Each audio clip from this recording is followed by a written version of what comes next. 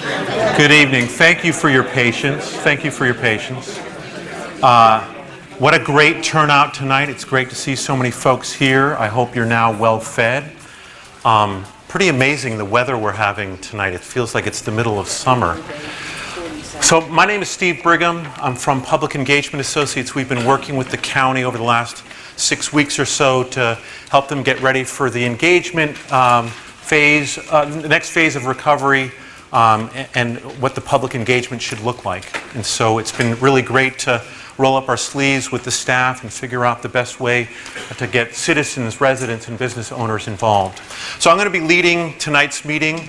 First off, I'm going to ask the county executive, Kittleman, and also the county councilman Weinstein to come up and give some opening remarks, and then I'll let you know how the program's going to go. Thank you very much, Steve. And why don't you come up? We'll do this together, tag team like we do all the time.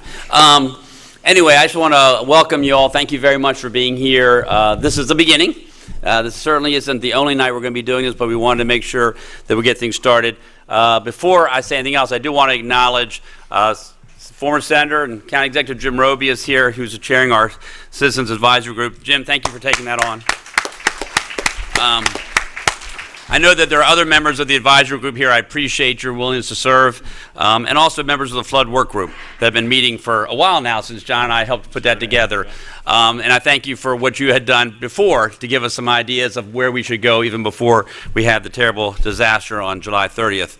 And I wanted you to know that tonight, we're in the process of recovery. We're seeing better and better things happening, and I know there's a long, long way for us to go. But I want to thank you for all that you have done. Your resiliency has been a testament to people throughout our state and country and everywhere else, and to me as well. And I want to let you know that my purpose here tonight, and I will tell you ahead of time because he probably wouldn't say it, John's not feeling well.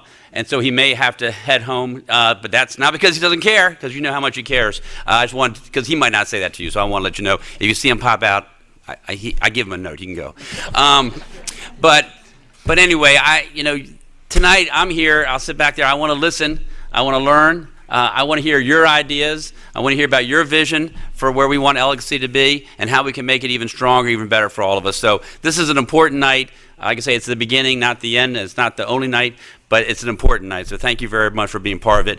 And I'll turn it over to my friend, John. Thank you, sir. I'll just add that obviously a lot of work has occurred already, but this is sort of the beginning of a new phase. And so much is going on all at the same time. The Citizens Advisory Group, the Ellicott City Long-Term Recovery Committee, the work that the administration's been doing tirelessly, Public Works, Planning and Zoning, Rec and Parks, inspections and licensing. Every element of the government is working hard, all in concert with what's going on here tonight, and will continue. The County Council is working with the executive to find ways, if there's legislation that's needed to adjust and do things that help protect the area. We're working together. I think that's the message, that as hard as you're working, and we know you're working the hardest out of those who are affected and impacted by the flood, we're trying to keep up with the pace that you're doing, and know that we're working as hard as we can to do what we need to do to help you in your efforts to recover. So thank you for your patience, your resiliency, and just bottom line, just for being good people and good to each other. That I truly appreciate. So thank you for your participation tonight. Amen. Thank you, guys. Thank you, County Executive, and thank you, County Councilman. So tonight is the first of 4 public meetings we're going to be doing over the next couple of months. And for us, this was a really important one to launch with, a really special meeting to make sure that we touched base with the people who were most significantly impacted on July 30th with the flood, and to understand better what are your ongoing needs, and also to begin the conversation with you about what the long-term recovery needs to look like. So part of this is really an appreciation of the can-do spirit of the homeowners, the business owners, the property owners, and the staff that have been heavily involved getting Ellicott City back on its feet. It's an opportunity which is why you were randomly assigned to tables. We were hoping there was a good mix at every table with people, probably some of which you know and some of which you don't know, so you can share some of your views and perspectives and stories related to the flood and to how you've been involved with recovery and kind of where you are right now. It's also an opportunity to learn from some of the county staff. We're going to have a presentation near the tail end of the program where we're going to hear a little bit more about the progress that has been made. And in a lot of ways, all of you are probably more apprised of that than other people that we'll be meeting with in public meetings a little further down the road. And also to give you a better sense of what's coming next as part of the long-term recovery planning and overall effort. So tonight is kind of a transition as we're really beginning that long-term recovery focus. We're going to give you an opportunity to share some of your own ideas of what we should be focusing on as we move into that phase. So tonight's process is going to be a little different. I know that you've probably attended more meetings than you care to remember, and they've been all different types. This meeting hopefully will feel a little different tonight because a lot of this is it's really about hearing some of your ideas, your perspectives in small groups, but also getting to share that with the larger group. So at each of the tables, we have Howard County staff who volunteered tonight to facilitate the conversation. So I'd just like to have them raise their hands if you don't know the person at your table. I want to thank you for taking the time tonight to do that. They were recruited at the last minute. They're here to help you share your ideas and your stories. So thank you for doing that. After each discussion that we have, you're going to be generating ideas. The facilitator is going to be capturing them, but we're also going to ask for brief comments or ideas that you can share with the whole group. So you have an intimate understanding of what happened at the table, but we get a flavor of what's happening from around all 9 or 10 of the tables that we've got here. We also have some technology in the room. We're only going to use it a few times, but it's an electronic polling system where we can ask you questions and we can instantaneously see the views of who's in the room across a number of different options. So we'll be using that a few times. And although this is a feature that was at the September 14th Town Hall, we're really pleased that we have representatives from agencies from, and I hope I've got them all, Economic Development Agency, Department of Community Resources and Services, Licensing and Permitting, Housing and Community Development, Constituent Services, and also from BGE. They've all come out tonight. If there are still significant issues that you're dealing with, you can go out at any time tonight and also right after the meeting and get your issue addressed, let them know what that is and figure out how we can kind of tackle that and solve that for you. So we're not going to be doing that kind of stuff so much at the table. It really is, we're hoping that most of the issues that you may still have can be addressed by those 5 agencies in BGE. So that's the basic process. I know because you kind of broke bread with your neighbors at your table over the last 30 minutes or so that you may have gotten to know most people at the table, but we're going to do a very quick but somewhat formal table introduction process to make sure that you kind of know the names, where people live, and we're going to ask you a specific question. Then we'll do some polling, and then we're going to have one of the more in-depth conversations of the evening where we check in at each table. What is the support that you still need or that you foresee that you're going to need in the near future, so that we have a really good idea at each table what that is? And also want you to reflect on what are you most proud about during this response and recovery effort, whether that's specific individuals, whether it's community members, whether it's particular staff members, really reflecting on who has helped all of us on this path towards recovery. So after the table introduction and after that particular discussion, we'll do brief call-outs, hear a few voices from around the room, and then we'll hear about a 15-minute presentation from the Director of the Office of Emergency Management and the Director of Planning and Zoning, where they'll share a little bit more about what that response and recovery has looked like in the last 60 days. You probably know a lot of it, but you may learn some new details along the way. And you'll also hear a little bit more detail about what studies are happening right now and kind of what's to come to really get us more on the longer term recovery path. And then there'll be an opportunity for questions and answers with our two presenters. And then we'll be moving towards wrap up, and there will be an opportunity near the end of the evening for you to fill out a form where you can tell us what's a specific, big, new, important idea that you have of what may potentially get funded in the future as we put together the longer term recovery plans. We want to begin to gather those ideas later on this evening. And then we'll talk a little bit more about next steps, what you can expect in the next weeks to come, and then we will adjourn by around 9:15. So that's what we're going to be doing this evening. Is everyone with me so far? Great, okay. So the first thing we're going to do is we're going to do the more formal introduction process, and there's a particular way we're going to do that. So we're going to ask at each table, and the facilitator will lead this for you, what's your name? Where do you live? And the third question, but we're actually wanting you to focus on that first. You should have a set of Post-it notes at your table, and in the white bags you have, and the Post-it notes may be in the white bag too, and you have Sharpies.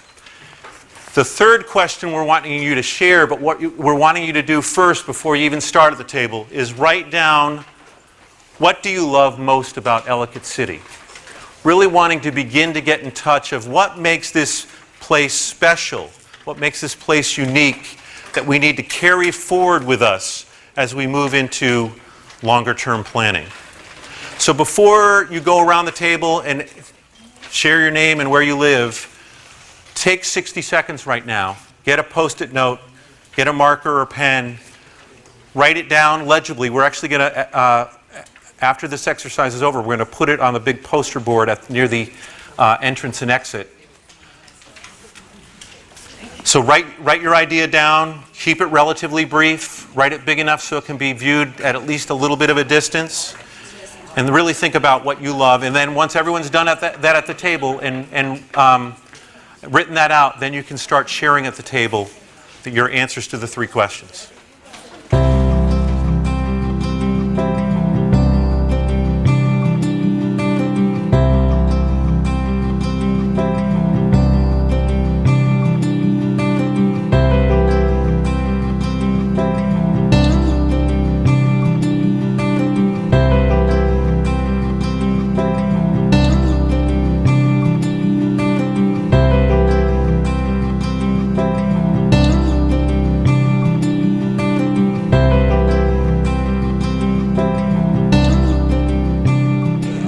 So what we're going to do now is we're going to hear kind of a sampling around the room where we're going to ask for people to share very briefly whatever it is that you have on your Post-it note that you'd like to share with the rest of the room about why you love Ellicott City.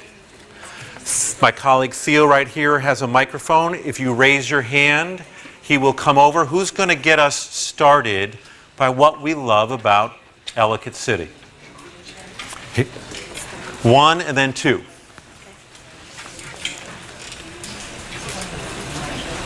Okay. What I like is the historic nature of the town that makes it one of the most attractive towns. Hold on one second.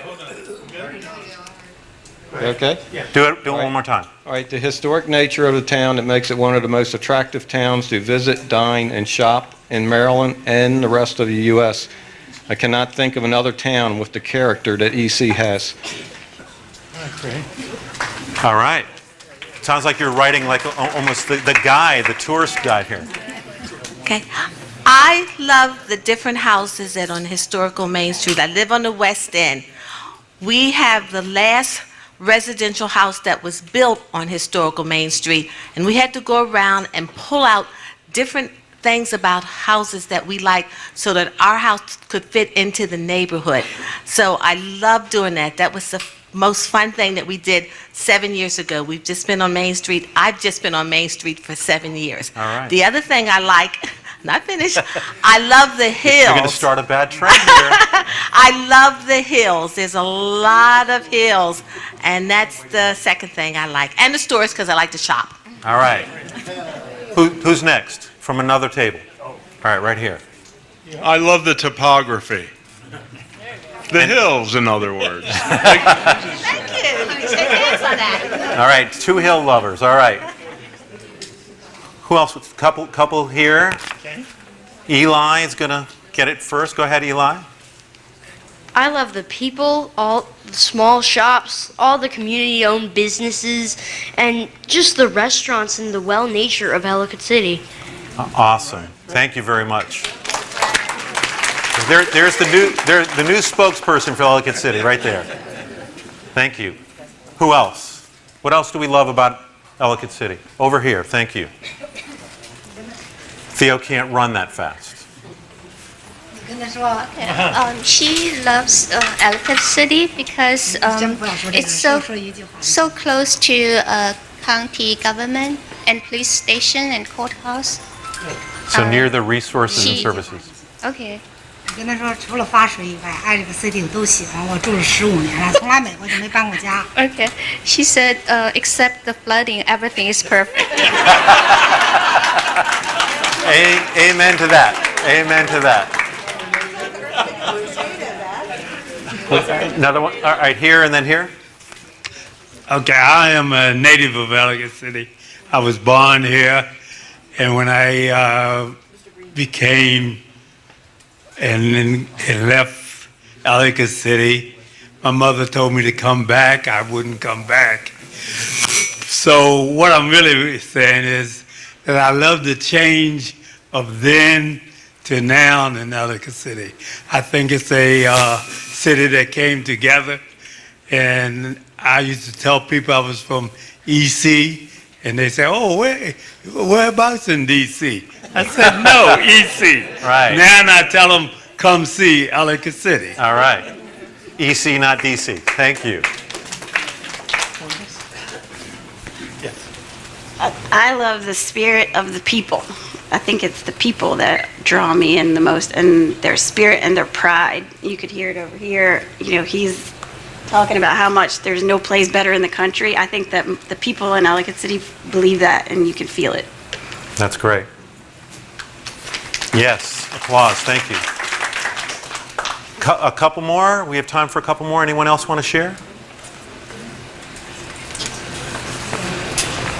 There's got to be more that we love about Ellicott City than that. All right. One of the many things I love about Ellicott City is the organic nature of the town, and that it was built out of the hillsides and out of the stone and the trees of the surrounding area, and it's a symbol of the strength and the determination and the strong will of the men and women that found the town, and I think of the people who have lived in that town since then, including the people of today, which is evidence in all of us being here and trying to rebuild. But it reminds us of where we came from. That's a long history, right? Yes. Yeah. And built around people who are determined to make it through, right? Great. Anyone else? Over here, Theo. Oh, we got one here and then one last one over here. Okay. My table's making me talk. I love everything about Ellicott City because I grew up here. My mother was born here. My grandparents were born here. And I think all my ghosts are here. And so I like it's the people, yeah. the people, the past people for me and the present people for now. So it's awesome. We keep on hearing that. Such an important thing to capitalize on going forward for the recovery. Hi. The one thing that I really wanted to say about Ellicott City is how resilient it is. And we've seen a number of things over the years that have happened down in Ellicott City, and how people have come together and worked together and brought it back to its glory. And I think that, that's where we are now. We're just in the beginning process of bringing it back to be even bigger and better than it has been before. right? The resilience lives on, right? That's right. Great, great. Well, give yourselves all a round of applause. That's really great. I mean, this is what we're going to need to build upon as we're thinking about what is that great future for this city, and how do we continue to stay resilient in the future years to come. So very quickly at the tables, I'm going to ask your facilitator to gather all of the Post-it notes. You should have a sheet in your folder that says the Love Ellicott City sheet, and then we're going to have staff come around and collect those, and we're going to put them all up on the board near the exit. But thank you for doing that. For me, I'm a resident of Bowie, so I'm 30 minutes away, but I've been here 3 times a week for the last 6 weeks. I feel like it's my second home. So it's great to hear all these stories here.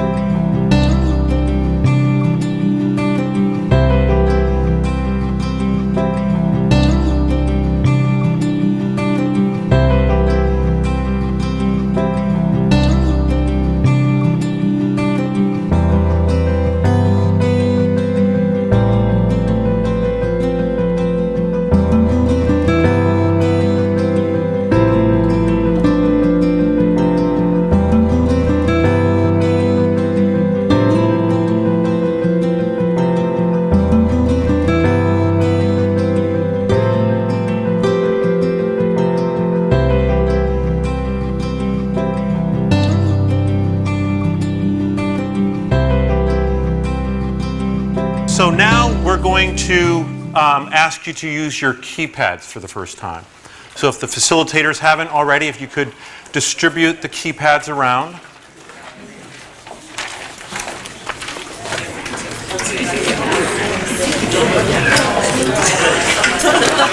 We're just going to ask you 2 questions. Everyone got one? All right, so these are very easy to use, but it's important that you know the basics. So first of all, we're going to ask you questions, and there's going to be options that you can choose from. And so you choose the option number that corresponds to the number on your keypad. When you press that number, you should see a green button flash after you've pushed it. And so that means that the system has registered your vote. If for some reason, and we did test these all before the meeting started, but if for some reason you get a red flash, it either means that it didn't register your vote or you voted on a number that isn't an option up there. All right. If you make a mistake, you meant to press 2, but you pressed 1, the system is forgiving. You can press 2, and the system takes your last vote. So this is kind of like Chicago, where you can vote early and vote often, right? They don't like it when I go to Chicago and say that. All right. We're going to have at least one vote where you get a chance to vote more than once. And so if there are multiple options that apply to you personally, you just press each of those options. So if it's 1, 3, and 5, you press 1, 3, and 5, and the system for that vote will take all 3 of your votes. Pretty easy, yes? All right, so let's ask the first question. What is your relationship to Ellicott City? 1, I live there. 2, I work there. 3, I own a business there. 4, I shop there. 5, I worship there. 6, some other relationship you have. So again, if there's more than one of these that apply for you, then press all the numbers that apply and the system will gather your votes. And Scott's going to play us some really nice music while you vote.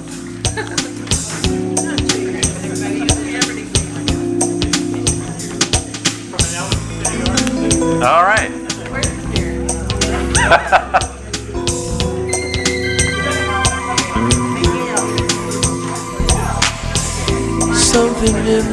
All right, everyone have a chance to vote? Anyone still voting? All right, Kim, let's see the results. All right, so the highest majority of people, 59% shop there. That's great. Then 47% live there, so almost half the room in here is from Ellicott City. And then the other 3 are around the same number. So 27% work there, 24% worship there, and 22% other. So and we're not going to send the microphone around, but what are some other relationships that you were thinking of when you pressed 6?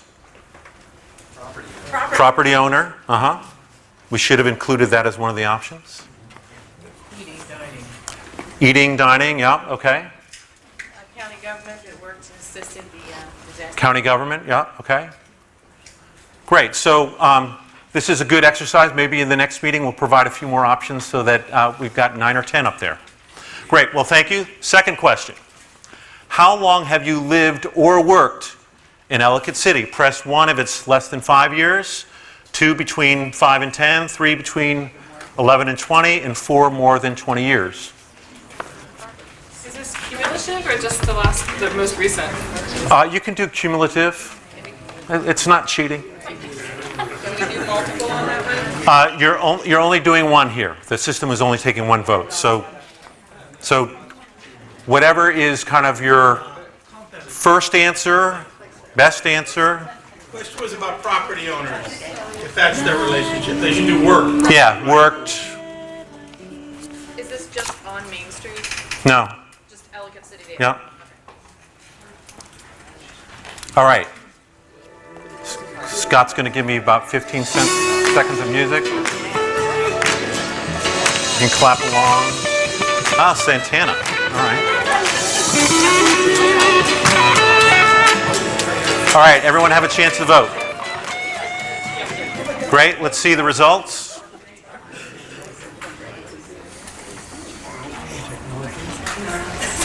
Kim?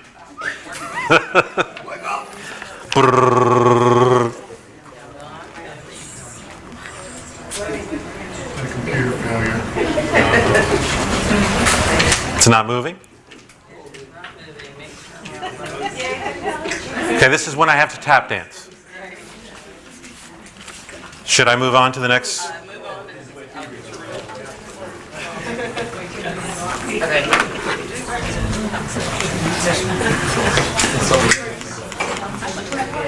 Is your computer frozen? Yes, it is. All right. So I will move on manually. We will come up with the answer in a little bit, or we'll have to revote. So we'll figure that out in a second. All right. So I know I saw Adam. So I'd like to briefly introduce Adam Feldman, who is the chair of the Long-Term Recovery Committee. He's going to share a little bit about your committee, what its purpose is, and actually the best thing to do is use the podium mic. Please welcome Adam Feldman. Thank you. Thank you.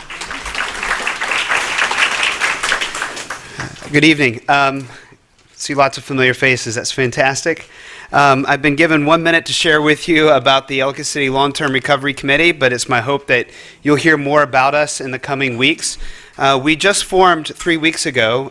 We are not a county entity. We are a locally managed and community-driven group of nonprofits and churches and individuals, residents, business owners. There are 2 county employees that are serving on the committee, and John Weinstein's office also has a representative on the committee. We meet regularly with the recovery manager with Howard County, which you'll hear about that in just a moment, so that we complement what the government's doing with the nonprofit focus. So just real quick about who we are. We exist to help meet gap assistance needs. So you have your resources, your savings and your income. Then you have government resources that have been given to you and funds from the EC Strong Fund, those sorts of things. And then you have this gap in between, and you don't know what you're going to do there. Well, this is where the Ellicott City Long-Term Recovery Committee comes into play. We plan to be in existence for 18, 24 months until this thing is finished. I'm going to give you a website for you to look at. It's called ellicottcityrecovery.org. I'll repeat that again in just a moment. It is just now being built. So you keep an eye out for that in the coming weeks. We will have information about how you can get assistance, or if you represent an organization that's willing to assist, provide volunteers and those sorts of things, we will be also coordinating volunteer management. Again, that website is ellicottcityrecovery.org. And I'll be around afterwards if you have any questions. And Monica Fabry, as well as our secretary, and she's here as well and can answer any questions as well. Thank you very much. Great. Thank you, Adam. That's going to be a very important resource for the community going forward. I think we did get this unfrozen so we can actually see the results. And so you can see a real diversity of how long people have been here. And I understand that people have kind of, as you said, kind of you left and then you came back. Almost 50% more than 20 years. We have 20% less than 5 years, so a lot of newcomers, and the other 30% somewhere between 5 and 20. In our experience, when you're going through a recovery process, it's so important to have people who have both shorter-term and longer-term relationships. All those relationships and feeling of investment in the community is important. So it's really great to see the diversity of time that people have been in the community. Before I go to the table discussion, I actually want to bring up Joe Herr, who is the recovery manager. Many of you probably have seen or met him so far. And actually, he's going to briefly share a little bit of detail about an announcement that the county executive made, I think, last Thursday or Friday. So some of you may already know this news, but wanted to make sure that you also heard it here. Joe. Thank you, Steve. I'm sure many of you know that the county has been looking at things they can do right now to assist in the recovery process as we move forward. The county executive last week announced 6 projects, and those projects are, we're going to rebuild the head wall and channel wall at 8611 Main Street that was damaged during the flood. There's 2 projects related to channel walls. The channel wall between Lot E and F, that long stretch there has been in bad shape and is collapsed. And also the channel wall behind Precious Gifts is going to be rebuilt. The Hudson Branch channel clearing operation is going to get underway. And there is another stream bank stabilization on Longview Drive in Valley Mead, and then there's 2 studies that are going to be, one will be completed, the other one should be starting very soon. One is Valley Mead culvert improvement and stormwater retention system to look at that area that's flooded, and also the watershed study of the Tiber-Hudson drainage area into downtown Ellicott City. So those are the projects that the county executive put forward and funded, and they're moving forward. There's also some grant funding of about $1.7 million and about $3.8 million from the county. So just want to give everybody a quick update on that. Yep, they all have completion dates in the next approximately 12 months. They should all be completed. Great. Thank you, Joe. Yes, we can clap again if you'd like. Thank you.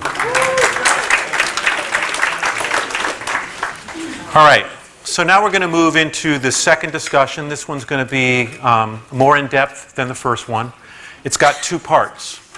So the first part is around the question of, so you all have been through a lot in the last 60 days or so.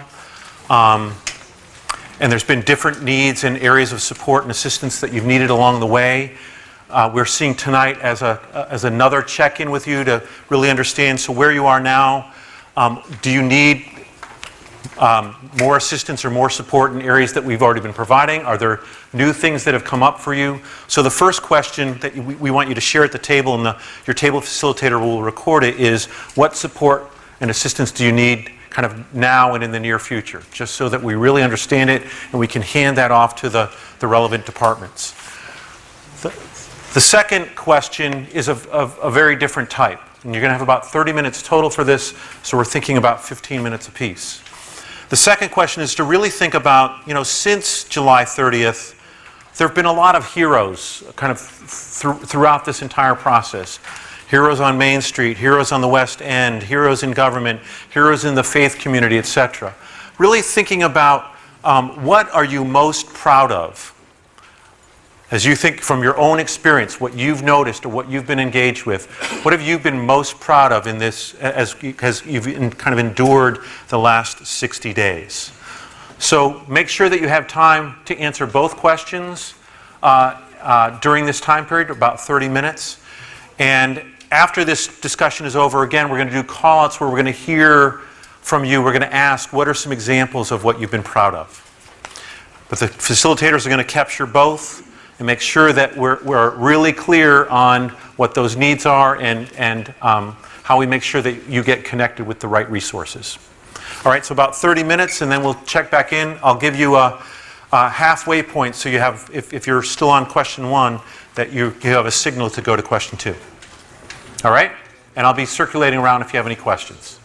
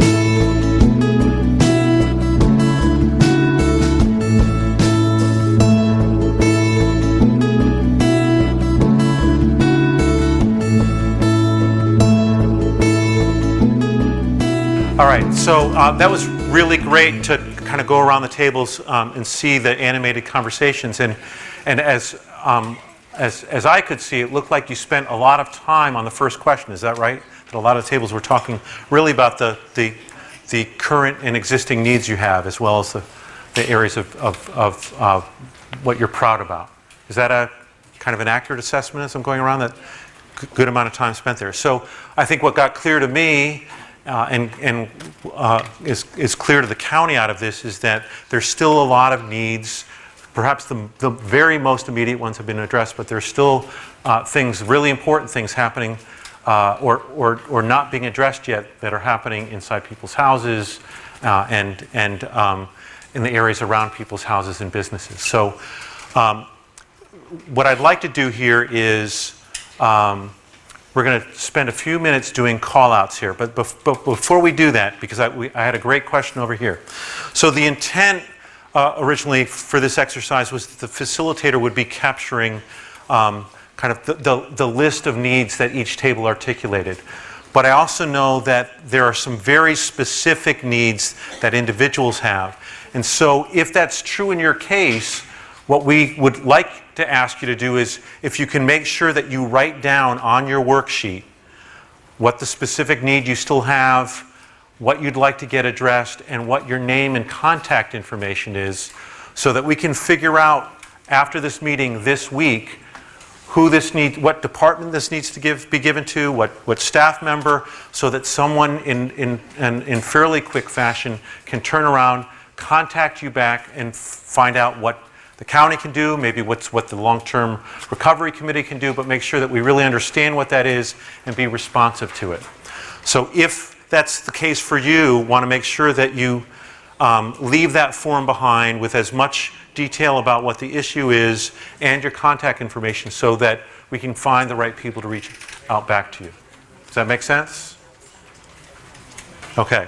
And make sure that once you've done that, hand that to your facilitator, and we're going to be collecting all of those sheets from the facilitators, and we'll be figuring out after this meeting which departments are relevant and who needs to be doing the follow-up. All right, but what we want to do, because I want to get you out of here on time by 9:15, I want to quickly go around, just like we did last time. Theo's got the microphone. Would like to hear a few thoughts from a number of people around the different tables on what you're most proud of in the way that we've recovered so far. Who do you want to give a shout out to? Who in the community, who on the staff? Would love to hear some examples of that. So we'll start here and then we'll move over here. My name is Misty. I live on the West End, and I think if I were going to give a shout out, I would give a shout out to the county, actually. Kittleman's been to my house several times, and I'm on the extreme far side. We received very little damage compared to a lot of people. I've talked to Ryan Miller. I've had stormwater management out there. I've called in and asked random questions, and they've called me back. I got an hour's worth of time from a guy at the permit and planning office just explaining to me these processes and stuff, and everyone's been incredibly patient and helpful. I went to the recovery center about a week after everything happened because I wasn't displaced, so I tried to leave those resources for everybody. But as soon as I walked in the door, what do you need? Do you need food? Do you need shelter? How can we help you? And it's been really humbling. There's been a million volunteers, but these people are government employees, and there's a lot of jokes made about government employees, and you guys are bucking the trend. So. All right, great. That's great to hear. Theo, over in the back corner table. And anyone next, raise your hand. We'll move the microphone your way. Well, I think I just really want to echo your sentiments regarding the way that the county has pulled together. I think that Alan Kittleman is the best. I don't think we could have asked for a better county executive to lead the way.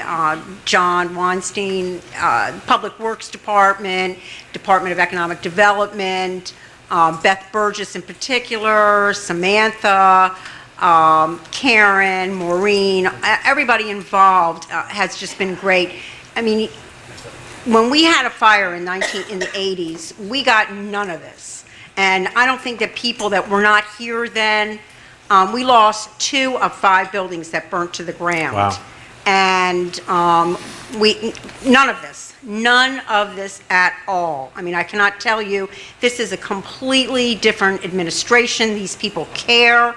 They care about the county. They care about Ellicott City. And I'm sorry that a lot of people have had issues, but I mean, if they had seen what had happened in the past, they would think how lucky they are to be here at this time during this recovery, because the efforts, I mean, just to see BG&E and the Public Works Department out there and busting their heinies to get things going and to secure buildings and to put back sidewalks and to put the street back to the sidewalk so that you could even drive down there. It's just been amazing to me. It's been heartwarming, and I just feel so blessed that if this had to happen, that it happened to us in a county that was actually prepared to react the way we need them to. Great, thank you. Others over here in the far table to the right.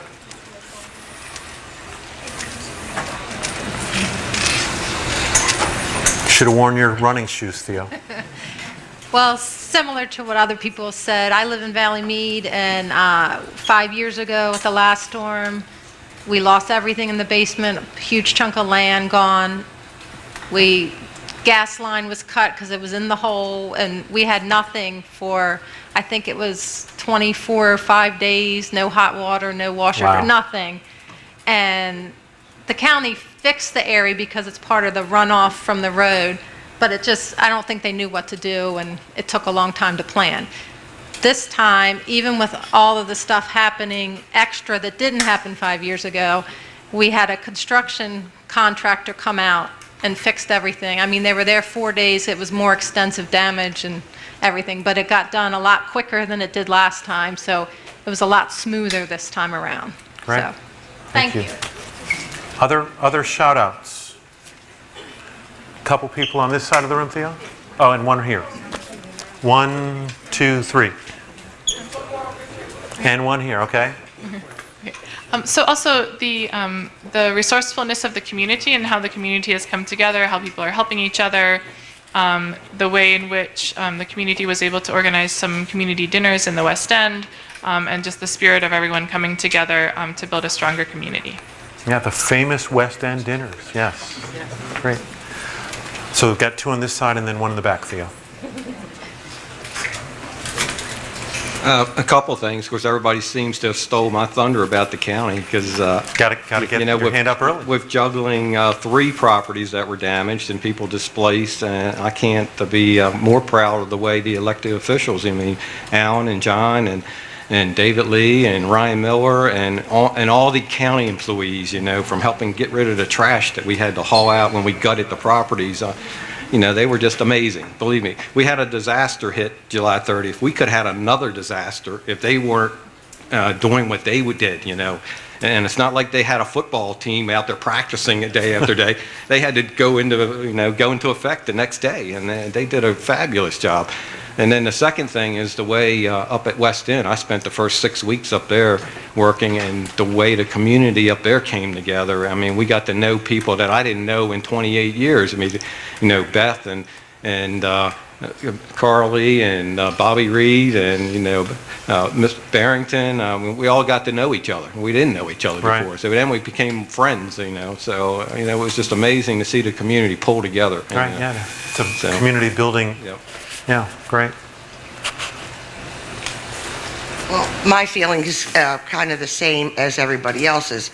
So it started with the government and the county employees all banding and coming to our aid. But to me, the thing that is most phenomenal is the volunteers that have shown up at my door from different churches. Thank you, Adam and Jesse, for sending them, but people from just everywhere.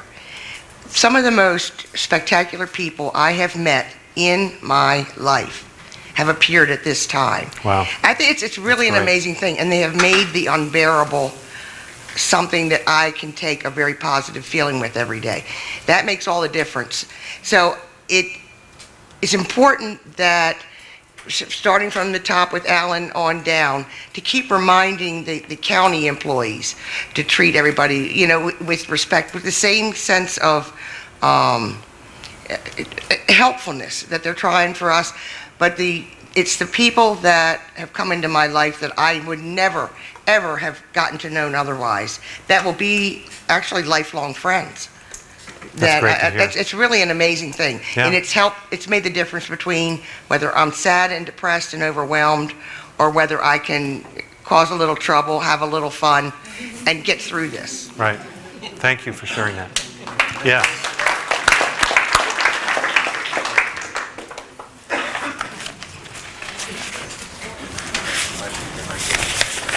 Hi, I've been a resident of Howard County all my life, and I'm a member of the St. Luke AME Church, and I just want to thank the county government and the volunteers for the help and the support that we received for the cleanup. And the county officials have done a marvelous job in meeting the timelines, and also thank Gary United Methodist for inviting us to worship with them. That's great. Thank you. Yeah, my colleagues and I have been involved in recovery efforts in different parts of the country, and it really is remarkable to us, too, in the way that both the county was ready to respond and the way in which they went about doing that in the weeks and now months afterwards. But also, I mean, and this happens, communities pulled together. And it's great to hear all of your voices tonight to kind of acknowledge and honor the fact that lots of new friends have been made that will endure after this. So thank you for taking the time to share that. I do want to keep us on time. And so now I'm going to ask both Ryan Miller, who is the Director of Emergency Management, and Val Lasdins, who is the Director of Planning and Zoning. They are going to do a dual presentation here, Ryan first, Val second.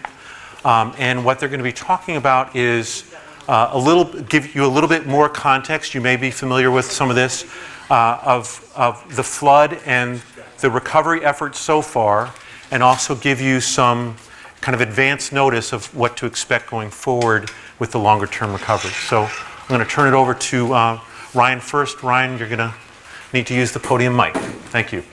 All right. And I only have 2 hours? I'm so stressed out. They've given me 7 minutes. 15 seconds are already gone. All right, so I got to say, and this isn't on my list here, the gal right back here in the back, Lisa, who's now, there we go, raise your hand, Lisa. When you hear me talk about the different plans, I got to tell you, every time I hear somebody say, Ryan Miller did this, Ryan Miller's plan, Ryan Miller's team, it's folks like Lisa. She was the architect behind a lot of behind our emergency operations plan, then our recovery plan. So I'm going to walk you through some of these pieces, but as I talk about them, I want you to picture people like Lisa that have been developing the plans in the background. It's my job to kind of enact them and lead the staff, but we've got a pretty talented group of people. So every time I hear you all say my name, I'm a little embarrassed, honestly, because there's a whole legion of people behind me that have really done all the doing. So I just had to say that. And you guys are incredible. I really also feel like I've made a whole bunch of new friends, honestly, through this whole process. And those sorts of, those aren't things that we really expected, you know? Spending the evening with Gail, each evening Alan talks about riding out through West End. Like, it was really helpful for us every evening to get out of the EOC and get out and get to see you all and talk to you and hear like what was working, what wasn't working. So thank you all, and thank you for letting us be part of it and have the ability to serve you all. All right, there went 3 minutes.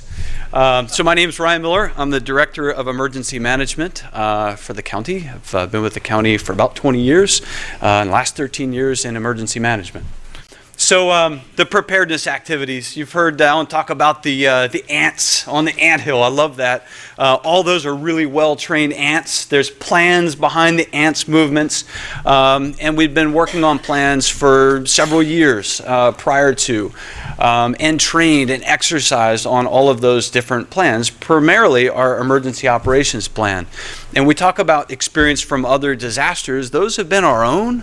Even little old Howard County, we've been through the ringer a lot in the last 10 years. A lot of different kinds of emergencies have really challenged our system, and it's allowed us to continually refine and make our programs and systems stronger. So experience from our own disasters as well as from other disasters in other places. Again, I mentioned that emergency operations plan. That's kind of like the cornerstone of what we do. Sort of like your computer has an operating system, our emergency operations plan, which is available online if anybody wants to sort of see, that's the script, that's the operating system that really drives everything we do. But we also have a strategic plan we put together about 1.5 years ago, and in that plan it talks about once you're done the emergency operations plan, you need to start thinking about recovery. So Lisa said, all right, emergency operations plan's done, county executive signed it, now we need to start doing pre-disaster recovery planning, which is almost kind of mind-bending sort of word anyway, pre-disaster recovery planning. Frankly, we weren't completely done it yet, but we had enough of a framework, which I'll show you in a few minutes, to kind of get us going. And literally the next morning, we rolled out a piece of paper in front of Alan and said, here's the framework. It's got these different pieces and parts, and all the departments know their roles in recovery. The response, you all know, Saturday, July 30th, we don't want to get into too many of the details, but kind of started as a kind of hot, regular, July evening. Then it started raining and it just never stopped. The Weather Service has now told us about this back-building thunderstorm that they're just now really starting to understand. It's kind of a weird meteorological phenomenon, but Just short of 6 inches of rain fell within 2 hours. You all know that we tragically lost two lives during the flooding, and dozens of vehicles ended up in the Patapsco River, as well as literally the contents of the town. And this was when we had visitors. FEMA officials came. They said, this isn't something that we normally see. This kind of disaster was unique, and we all really know that. Countless businesses, homes, residents, all displaced. One of the things that not everybody knows, many of you in the room, and I think Steve mentioned this, is you all, this is kind of like we're the closest bunch here tonight, right? Other groups aren't going to know probably as much as you all know. But still, I'm sort of surprised at the number of people who don't know that we brought in an incident management team from Pennsylvania, a 60-person team. Did you see all those tents in Lot F behind the wine bin? That was a nationally certified incident management team. 60 team members came and helped us. They supplemented us. And frankly, they came behind us and kept all of us from failing. And that was a key for us, because these are the kinds of things where, frankly, emergency management directors, they collapse and they leave, they quit, they come unglued. And we had enough support from all the county agencies, as well as some teams that we knew from the first night we needed, that really kept us, shored us up and kept us from failing so we could continue to serve you all. The short-term recovery, again, we rolled this plan out the next day. We said, Alan, it's not done yet, but we've got the framework. And he said, okay, that looks like a good plan. Let's go with it. So I just want to walk you through a couple of those pieces. Tammy, I saw you in this picture here on the bottom left. I think this might be the back of Frank's head. Angie's in the picture. So this is where a lot of us kind of met for the first time. This is at the 50 Plus Center.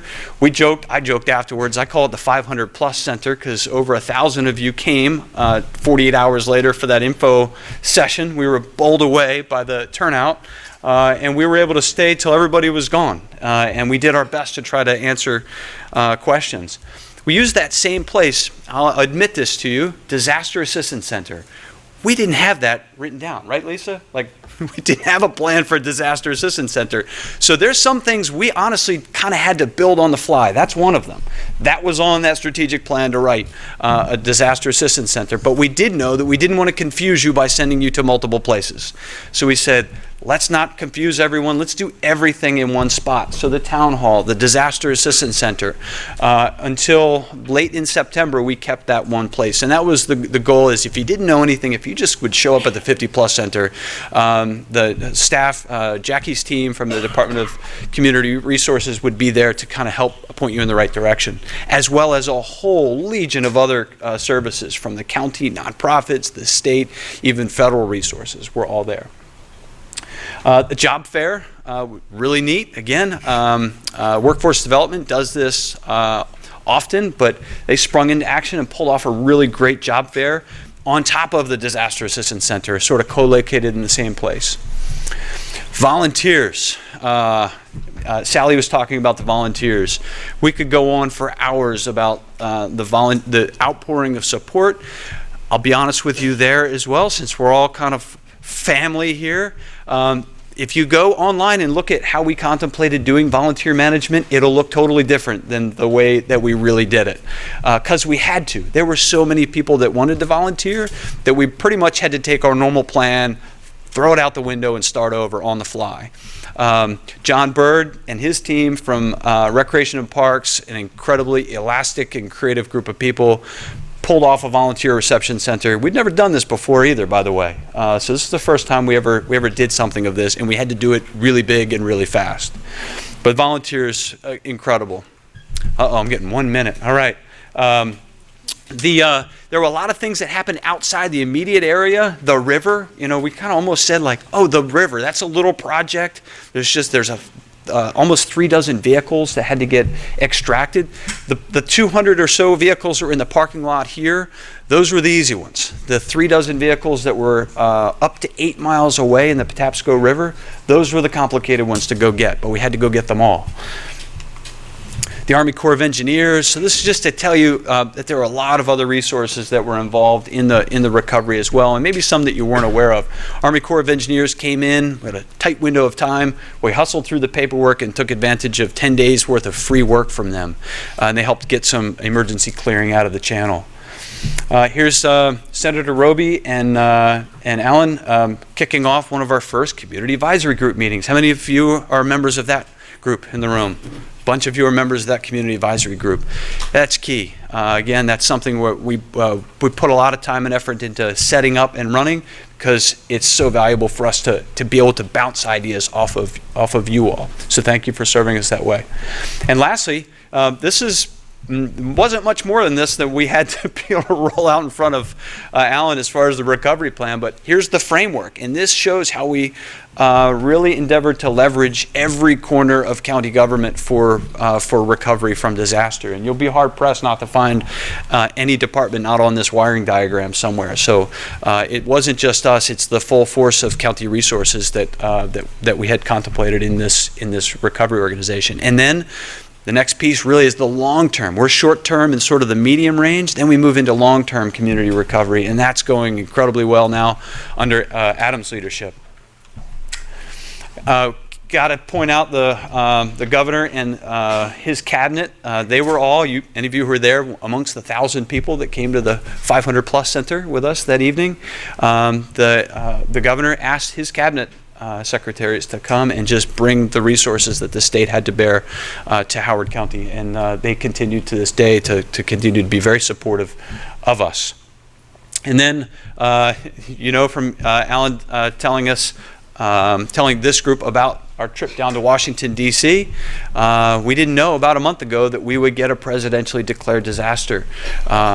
And it just shows you, for being such a sort of small geographic area, to have a presidentially declared disaster indicates the scope and scale that we really were dealing with. And we knew it, all of you knew it, and when FEMA came and toured, the senators came and toured, they would say, wow, this isn't, we didn't anticipate it to be this much damage and destruction, but I think that FEMA declaration really kind of underscores and suggests that it's much more than most outside our area that really were part of this really fully understood. So thank you very much for letting us serve you all. It really is an honor.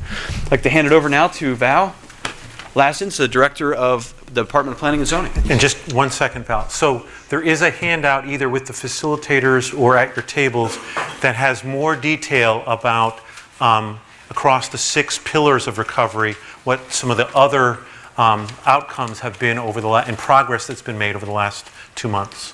So do I have like 30 seconds now? Maybe 45. Okay.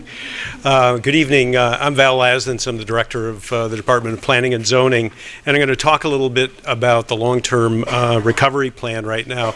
You've really seen Ryan's group more engaged at this point. There's going to be a baton handoff at this point, and you'll be seeing a lot more Department of Planning and Zoning staff involved, especially with this next step, the actual long-term recovery plan.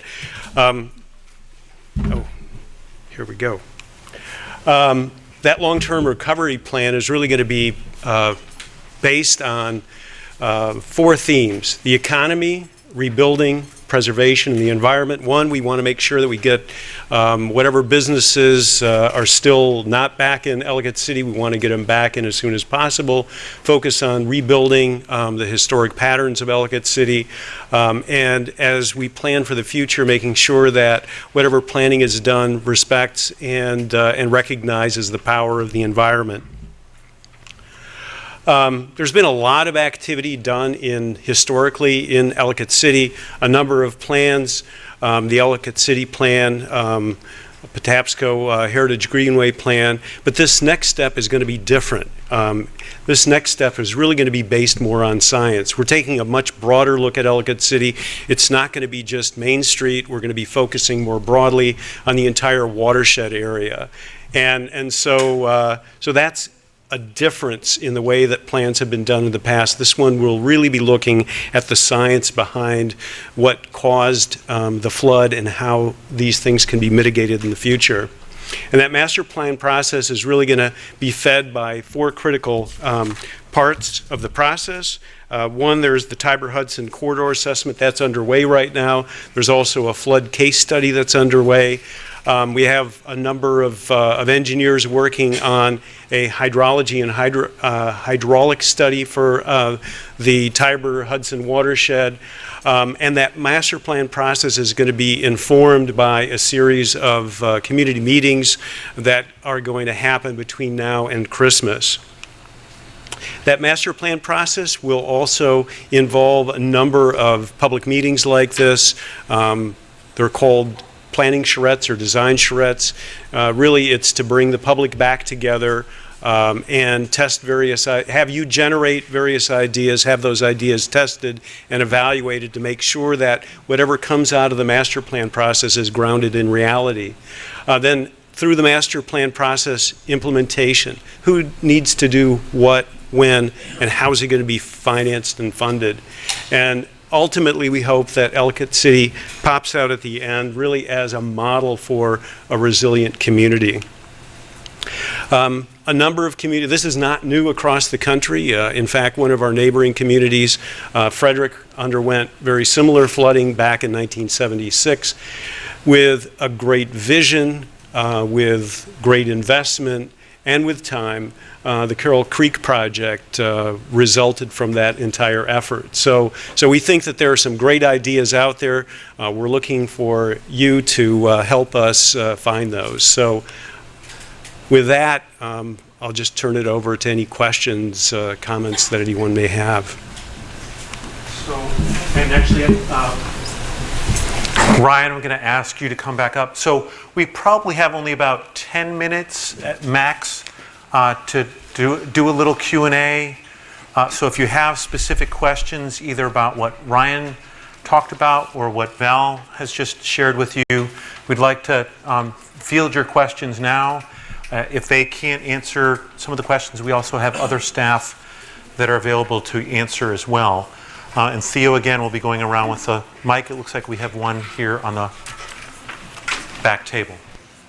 Hi. One thing that I think is really important in the upcoming weeks is the need to maintain dumpsters. Most people are either in the middle or have not even started construction. And I think the consensus, it's difficult enough to get contractors to come to Ellicott City with all the inherent hassles that add to choosing this job versus that job. And I've heard that there may be a removal of dumpsters. Now, I'm not as much of need of a dumpster, but I have yet to have contractors. There's not a contractor in the world who doesn't have debris. And I think it's going to be not just make it cumbersome for them, it's going to irritate them and frustrate them to drag trash everywhere. Ellicott City's going to look far worse with all this trash than it is going to be with a dumpster. So I do hope that there are a place for dumpsters and porta potties for the workers to be maintained. Maybe not as many, but there will be probably a surgence of need for the dumpsters. And one of the other people at the table mentioned another important thing, that it's very difficult for contractors as they come in here and try to work to get unloading quickly enough. Some of them have to make multiple trips back and forth to get materials constantly changing and whatever, that I hope that there's a discussion with the police department to really back up and treat the contractors. I mean, everybody's got to get in and out, and we understand that. But to not go in and break bad if somebody's been there for 10 minutes unloading and plop a ticket on their car because the sign says no parking. I mean, we've got to make this practical, and for everybody to coordinate this is going to be tough enough. Thank you. Thank you. Yes, so we got Joe Hers here, our recovery manager. He's taking that all in as well. So thank you, Sally, for that feedback. Can I say something though to it? Let me, real quick, since I guess I'm the one who makes that decision in the long run. I think what's important is we just need to hear from you. We certainly just can't have dumpsters everywhere like we did at the beginning. But if someone has a unique situation, just talk to us. And I think that's what Ryan was pointing out. We'll try to work with everybody as best as we can. But we hear you. Thanks. I don't know who was next. Great. I thought maybe when you remove the dumpsters off the street, but maybe you put them at a centrally located, That- maybe okay. the color school parking lot up West End, maybe behind the log cabin center. You know, and we- Good suggestions, Ron. Those are all good suggestions, and I certainly will tell you, we'll make sure nobody gets a ticket if they're parked there for a half hour or something like that. We're going to make sure that doesn't happen. We want to make sure there's no parking, just so that people who had people coming could put their vehicles there. Because if we had parking on there, you wouldn't have any place for anyone to go. So anyways, that's kind of what we're thinking. Great, thank you.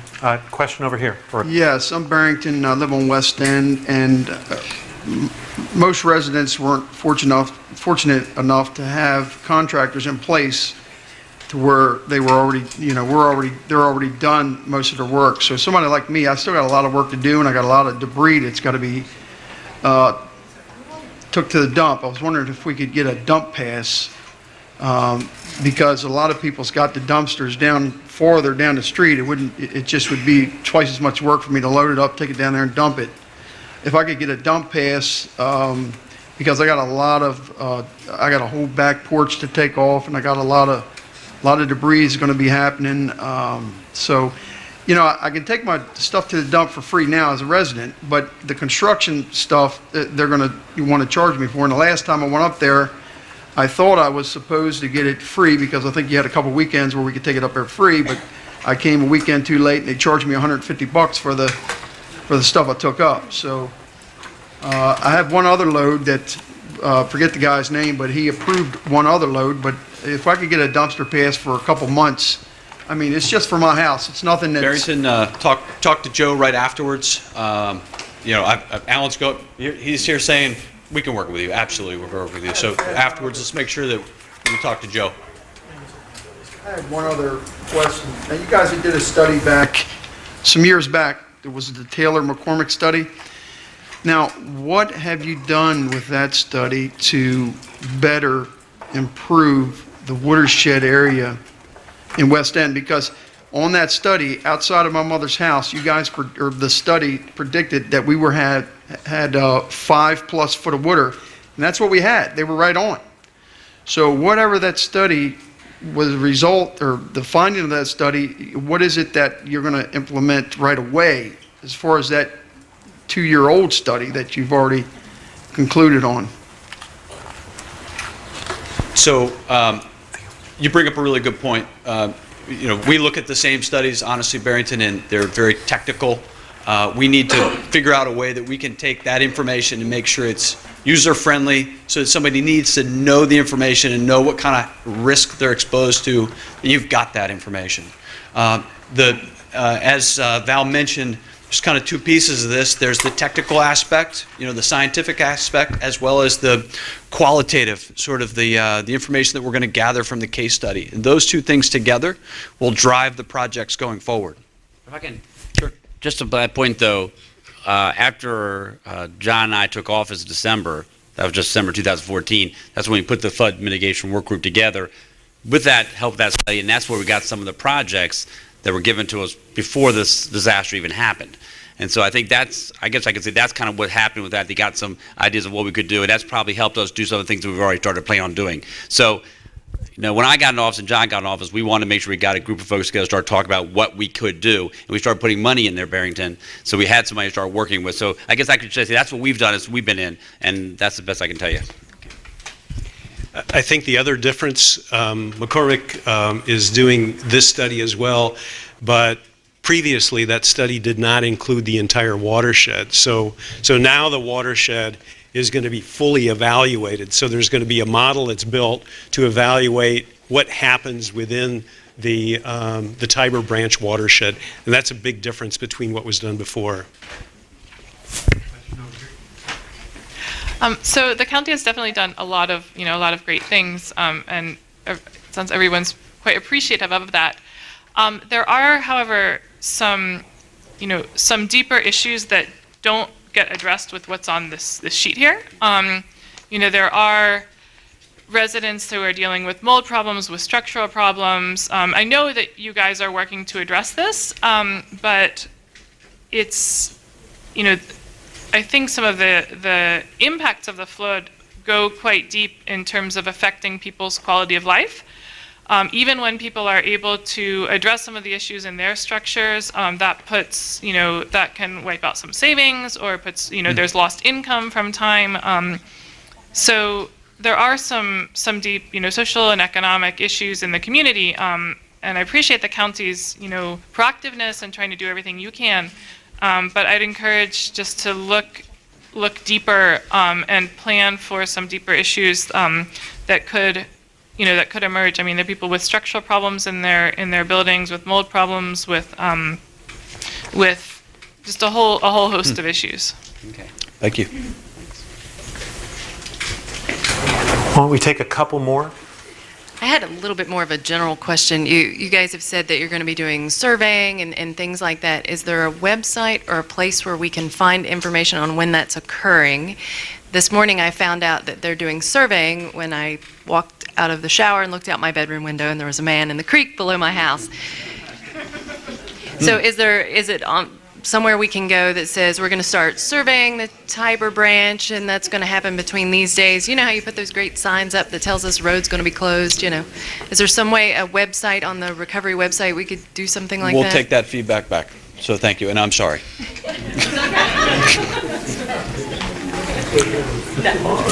One more question? Right I here? have a question in reference to the hydraulic study. If that is a plan, would that be more permanent, and would that help kind of figure out where possibly water could be rerouted to prevent something like this happening? Because I really think the hydraulic study is probably a really good idea, to tell you the truth. Well, number one, I have to preface this, I'm not an engineer, but I'll be a little dangerous here. But the idea is that the hydraulic study is going to be done to model the watershed. And as we get into the planning phase, we may be looking at different alternatives and then running the model to see what impact those alternative development patterns may have on future flooding. And so I hope that answers as much of a technical question as I can answer being a dumb planner. So. But it's designed to do that.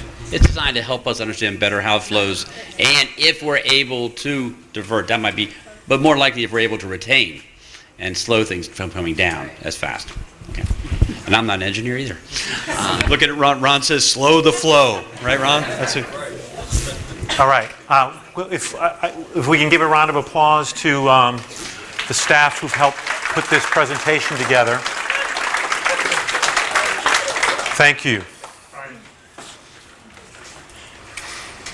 Hand over the microphone. All right. So I want to give, so we're moving into a final exercise we're going to do where we're going to ask you for your ideas of projects that you think could really be helpful, useful in moving us forward during the long-term recovery process. So I'm going to share a couple of slides before we get to that. So as you've already heard tonight, there will be some meetings coming up where we're going to be asking the larger general public around Ellicott City to really think about what the long-term future should look like. We're going to be doing that in 3 different meetings, looking at different pillars of recovery. So a first meeting in November will be around rebuilding in the economy. A second meeting, probably in early December, will be rebuilding in historic preservation. And the final meeting in December will be rebuilding in the environment. And so in each of these areas, we're wanting to think about what are some long-term investment ideas that might really make sense to create the kind of model resilient city we want to make for Ellicott City going forward. Next slide. So in the last couple of weeks, we've been engaged with a lot of community leaders and other stakeholders, and we're continuing that tonight, where we're asking them, realizing that a number of different studies need to occur. A lot of the ideas that we may come up with this fall need to go through further analysis and get matched up with the master plan process to see if they're feasible or viable. But we also know, just being in lots of different meetings, that people have ideas that they want to share now. So we've been gathering ideas from engineers and designers, from folks in the economic development field, from the flood work group, from the community advisory group, from a group of people focused on historic preservation, and we're wanting to do the same thing tonight, built around the 4 pillars that Val just mentioned that are going to really drive long-term recovery. And so we're gathering, literally, it's dozens and dozens of ideas during this part of the process and figuring out what types of things have a longer-term frame to them and what things may be able to be acted in a shorter-term time frame. Next slide.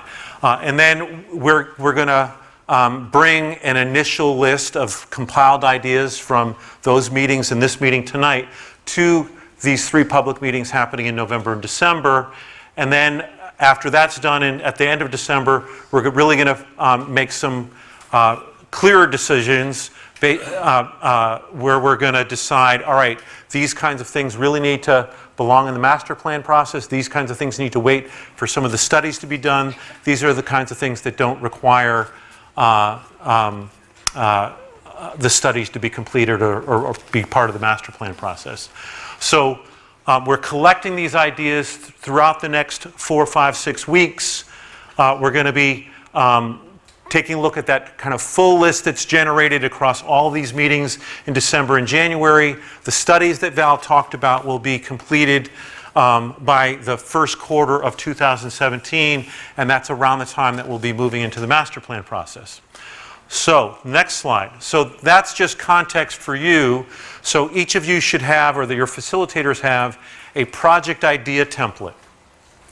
And what we're going to ask you to do here is to think about whether this is an economic idea, whether this is an infrastructure idea, whether this is a historic preservation idea, whether this is an environmental idea, or some other type of idea that you would like to put kind of into the mix here that should be under consideration as we move forward, whether it's a short-term time frame or a longer-term time frame.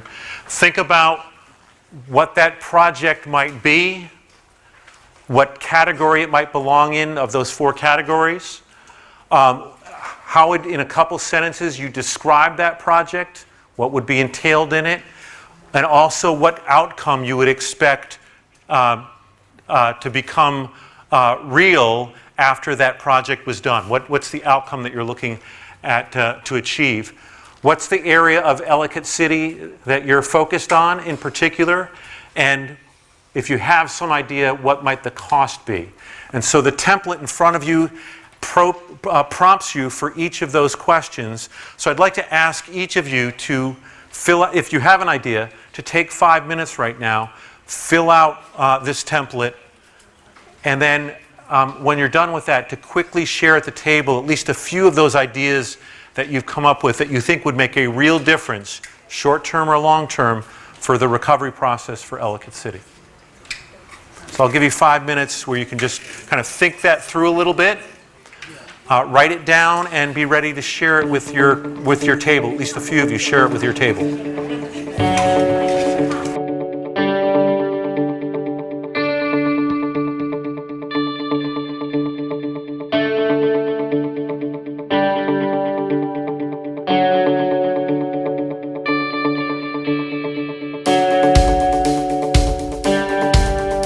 We can wait around afterwards if you want to keep on writing, but I do want to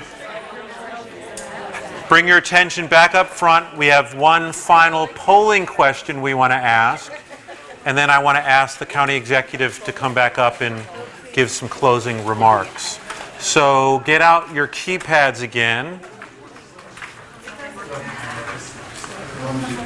So one of the things we wanted to do as part of tonight is to hopefully get all of you more ready to engage.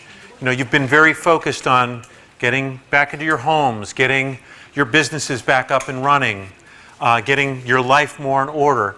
But we also want to make sure that you fully participate in thinking about the long term too. And so the question we have is, how ready are you to engage in long-term recovery conversations for the future of Ellicott City? Press 1 if your answer is not feeling very ready yet. 2, getting closer to feeling ready. 3, I'm ready. 4, I'm more than ready. So which answer best fits where you are as of 9 o'clock tonight, October 18th?